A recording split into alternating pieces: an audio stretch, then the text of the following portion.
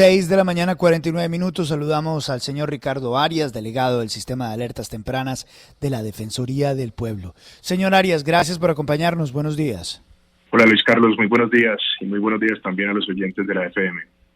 Al menos 10 alertas tempranas sobre posibilidades de atentados terroristas en diferentes localidades de Bogotá emitieron ustedes en mayo del año pasado. ¿Eso sigue vigente para hoy? Se emitió justamente en mayo, Luis Carlos, la alerta 010 del 2021.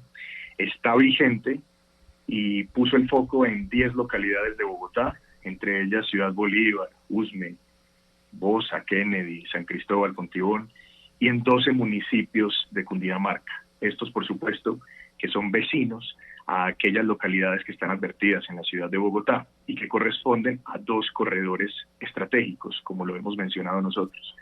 El primero, el oriental, que se desplazaría desde Usme hasta Usaquén, y el otro, un corredor occidente, desde Cibaté hasta Chía, que es, por supuesto, porque pusimos la lupa sobre esos corredores, porque hay un riesgo en donde advertimos que puede haber una presencia pendular de distintos grupos armados organizados a través de estructuras de crimen organizado en diferentes UPZs, barrios, y que puede poner en riesgo la integridad de las personas y de la gente. Defensor, con los buenos días, le saluda William Calderón. Esas alertas que ustedes mencionaron, ¿apuntaban a qué organizaciones terroristas como posibles responsables?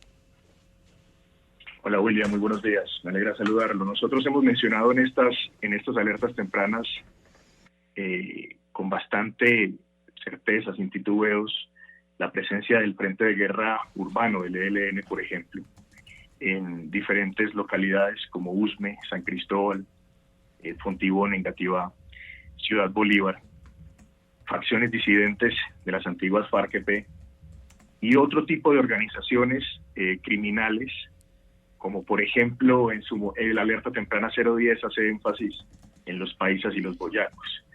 Esto tiene una explicación, y es que hay que analizar lo que está sucediendo en Bogotá como una especie de híbrido, de mezcla entre lo urbano y lo rural. El conflicto conocido en las zonas lejanas a los cascos, a las cabeceras municipales, pues ya no es solamente así, ya hay unas caras y una presencia en las zonas urbanas. Por eso hemos venido haciendo desde la Defensoría del Pueblo un trabajo en diferentes barrios, entendiendo cómo es que ha cambiado, cómo se ha transformado este conflicto y cómo se ve visiblemente en las distintas capitales y en este caso específicamente en Bogotá. Defensor, ¿y a esas alertas hubo reacción oportuna de las autoridades? ¿La alcaldía, por ejemplo, fue diligente, tomó medidas o no pasó nada? Hay que decir que la alcaldía prestó atención a la alerta temprana emitida y rápidamente se entendió como es el objetivo de la alerta. La alerta no es únicamente para que la fuerza pública, que son los que primero responden siempre, tanto ejército como policía, pues tome acciones para tratar de prevenir estos riesgos advertidos por la Defensoría. Esto requiere un trabajo institucional, como usted lo dice. El trabajo de la policía y el ejército va a resultar insuficiente si usted no activa rápidamente las distintas secretarías o los distintos ministerios, si se está hablando de lo nacional, para trabajar en temas de prevención y atender lo relacionado con los derechos humanos, que es tan amplio. Por ejemplo, cuando hablamos de uso, utilización de niños y niñas y jóvenes en distintos barrios o de prevención al reclutamiento, pues va a resultar insuficiente la atención de la fuerza pública. Esto tendrá que ir acompañado de diferentes consejerías presidenciales o altas consejerías a nivel distrital. En ese caso, se han activado distintas mesas, espacios de participación con líderes sociales que son visiblemente afectados, para tratar de buscar planes de acción que logren prevenir o mitigar que esto suceda. Sin embargo, también hay que decirlo, sumando la alerta temprana 010 con la más reciente, que fue la 005 de este año en Sumapaz, ya han habido 7 oficios de consumación emitidos por nosotros, por el Defensor del Pueblo. ¿Y qué quiere decir esto? Pues que siguen ocurriendo los hechos. Cuando nosotros emitimos una alerta, 9 meses después, aproximadamente, emitimos un informe de seguimiento que da cuenta de la gestión institucional, si ha sido oportuna, si ha sido eficiente y si ha logrado mitigar el riesgo.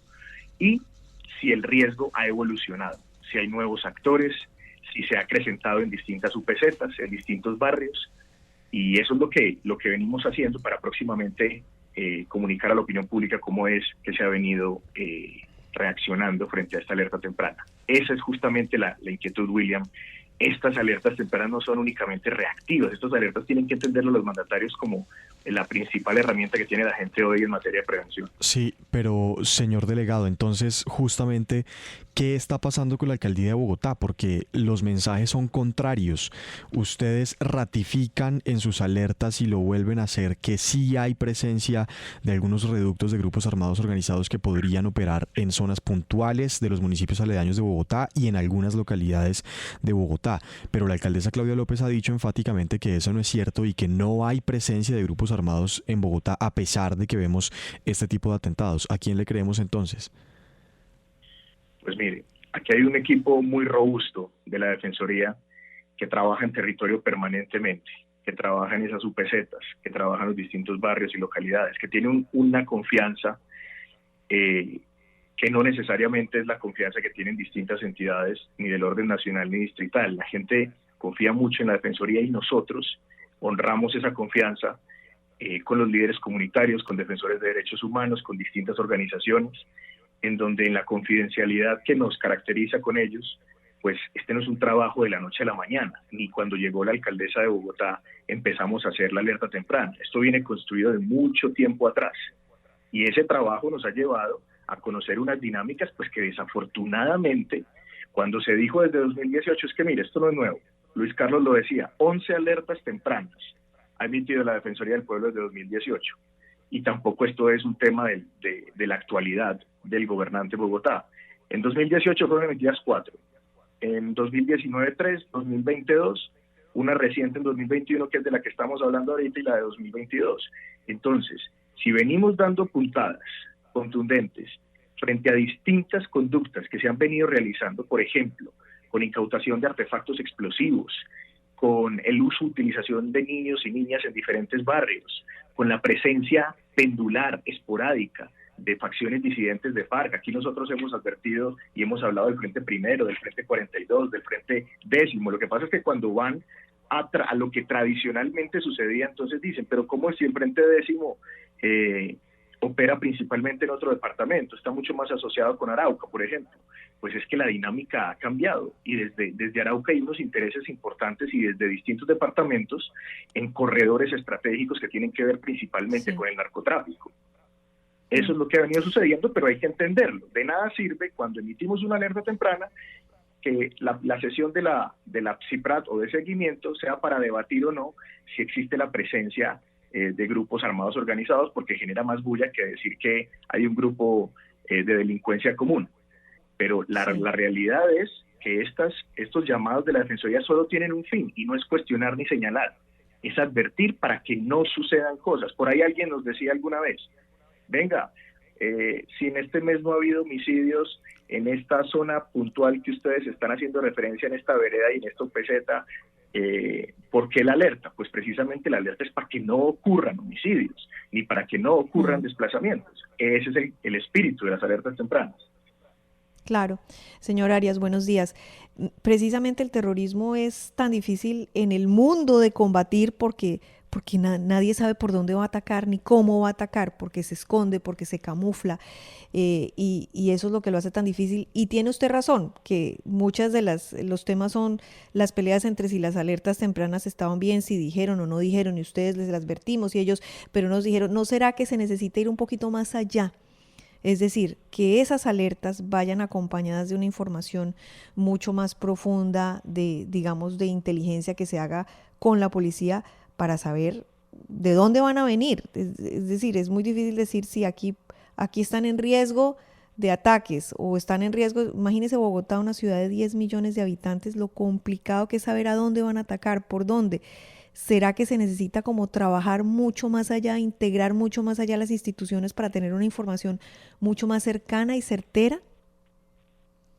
Muy buenos días, y tienes mucha razón. Nosotros trabajamos en eso permanentemente, y aquí hay una muy buena relación institucional. Sin embargo, sí hay algo muy claro, y es que la naturaleza de la alerta temprana, como el principal Yo diría que hoy por hoy es la principal herramienta de prevención que tienen los ciudadanos, pero no es un documento de inteligencia, definitivamente.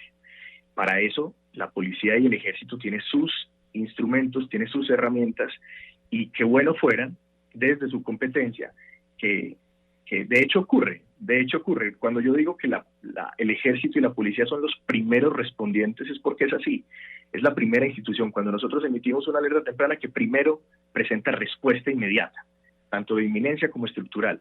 Pero en lo que tiene que ver con su competencia, nosotros lo que sí hacemos es un trabajo muy cercano a la gente, muy cercano a la comunidad, a líderes comunitarios. Sí. Creo que ahí está el corazón de la Defensoría, y de donde nosotros también obtenemos una información que seguramente no será fácilmente compartida con otro tipo de instituciones. Yo te pongo un ejemplo. Hay algunos municipios en el país en donde la confianza institucional o el acceso de una persona a alguna autoridad casi que siempre se da automáticamente entre la Defensoría del Pueblo y el líder comunitario.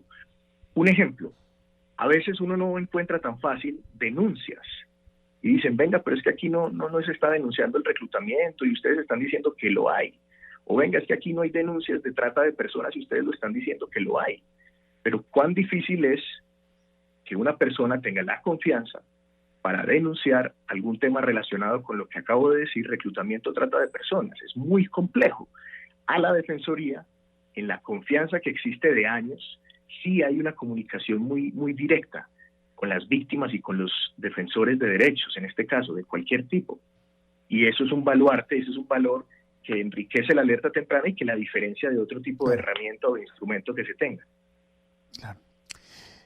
Hombre, qué tristeza esto que ha pasado en el sur de Bogotá, las alertas que continúan en diferentes partes de la ciudad, y esto que la alcaldía, porque es su labor, no logra solucionar. 7 de la mañana, 1 minuto. Don Ricardo Arias, delegado del Sistema de Alertas Tempranas de la Defensoría del Pueblo. Gracias por darnos algunos minutos en la FM. Muy amable, muy gentil. Luis Carlos, a usted, muchísimas gracias. Siempre un gusto. Un saludo y una feliz semana.